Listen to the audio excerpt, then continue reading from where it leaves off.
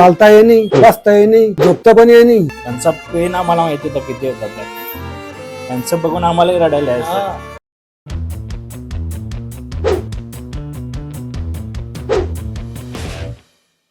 खरं चांगले देव माणसं भेटले तुम्ही आम्हाला. काका नमस्कार. नमस्कार. काकांशी आपण काल रात्री शस्त्रक्रिया केलेली आहे, एंडोस्कोपिक स्पाइन सर्जरी. आपण एकदा काकांचा अनुभव जाणून घेऊन घ्या. त्यांना ऑपरेशनच्या अगोदर काय त्रास होता आणि आता कसा आहे. काल तुमच्याकडे आलो, फार त्रास होता. काय त्रास होता तुम्हाला? चालता येणे, बसता येणे, झोपता पण येणे.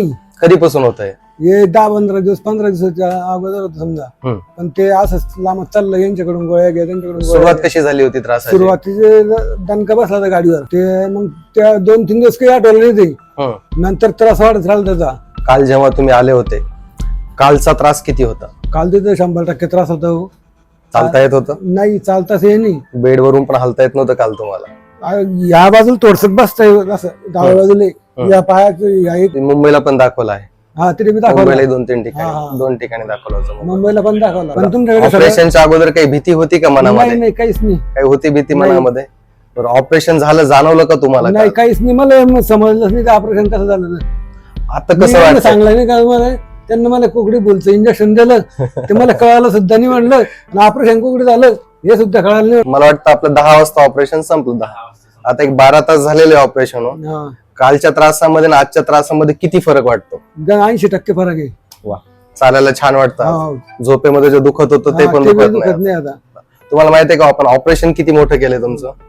आपण फक्त मी पाहिलं सुद्धा नाही. एक टाक्याचं, एक 8 मिलीमीटरचं आपण एंडोस्कोपिक स्पाइन सर्जरी म्हणजे जस्ट एक 8 मिलीमीटरचं इन्सिजन घेऊन यांची शस्त्रक्रिया केलेली आहे.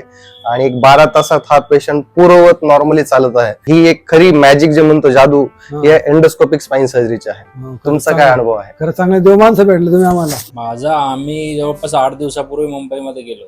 इझिली बिना टेन्शनचं त्यांच्याकडे जाऊ आम्ही असं वाटत नव्हतं. आम्ही नेटवर सर्च केले, आपले संभाजीनगरचे सर्जन, टॉप सर्जन स्पाइन, त्यामध्ये सर्जनचं असं नाव दिसलं. सगळे रिव्ह्यू चांगले वाटले. एक पण रिव्ह्यू असा निगेटिव्ह नाही वाटला.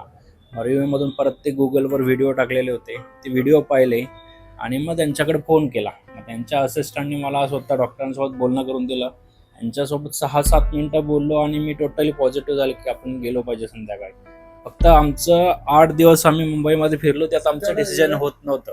1 तासामध्ये आम्ही फायनली कॉन्फिडंटमध्ये आलो की आपल्याला इथंच करायचं ऑपरेशन.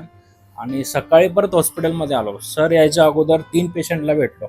3 पेशंट एकदम कॉन्फिडेंटने सांगतात तुम्ही बरोबर ठिकाणी आलात. फॉर्च्युनेट होतं की त्या दिवशी 3 पेशंट एंडोस्कोपी झालेले तिथं बसलेले होते. आणि एक पेशंट असं होतं की त्यांचं स्वतःचं झालं 10-12 दिवसापूर्वी, ते आमच्या समोर असे फिरत होते.